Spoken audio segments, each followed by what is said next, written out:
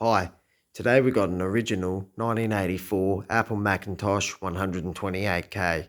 This was released on January the 24th of 1984, comes with 128 kilobytes of RAM with a 400 kilobyte floppy disk drive.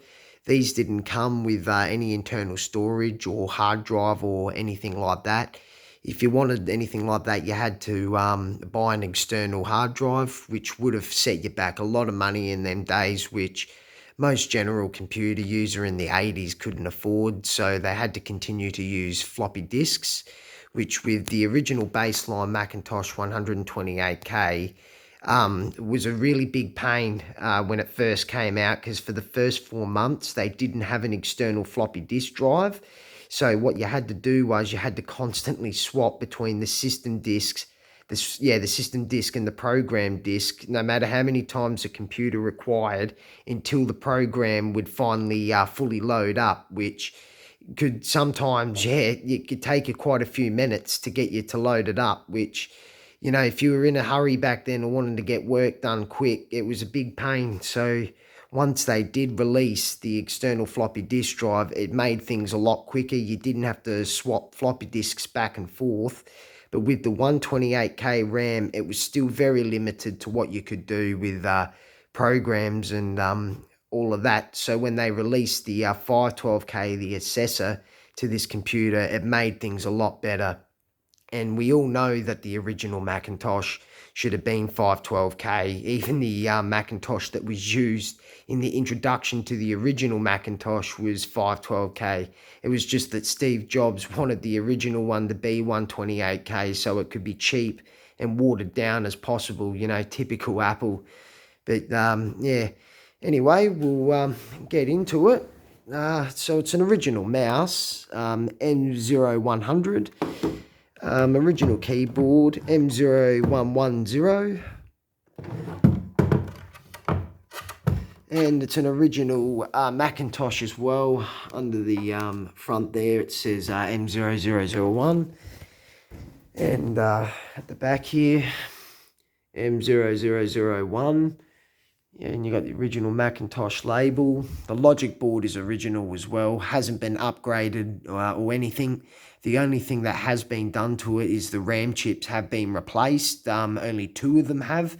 The rest of them are original RAM chips. And there were 2 different models of the 128K. They were both the exact same thing. It was just any date later than after they released the 512K, any Macintosh that had 128 kilobytes of RAM that was manufactured had on the label badged Macintosh 128K, just to differentiate between the 2 models.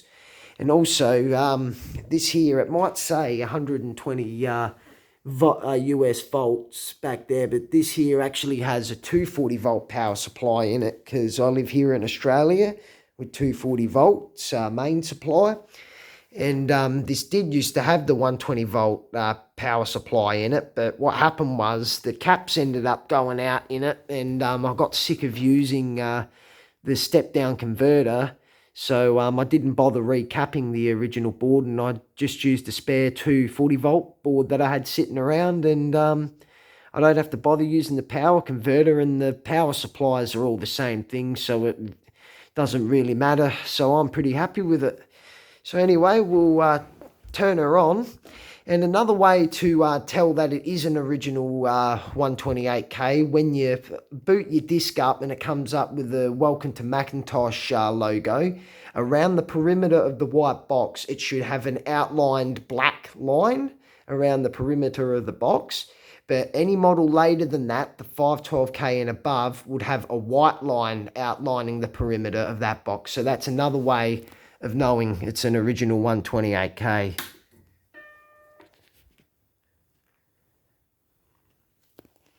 Got a flashing disk icon. So yeah, we're going to be using Flight Simulator from Microsoft.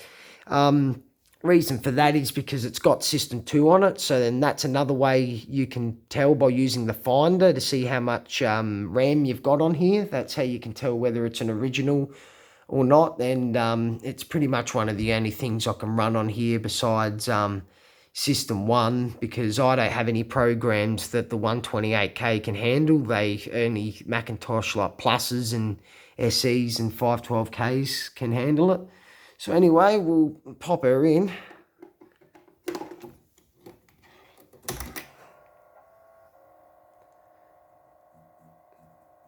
So there's that black line on the outline of that box. You see only on 128Ks.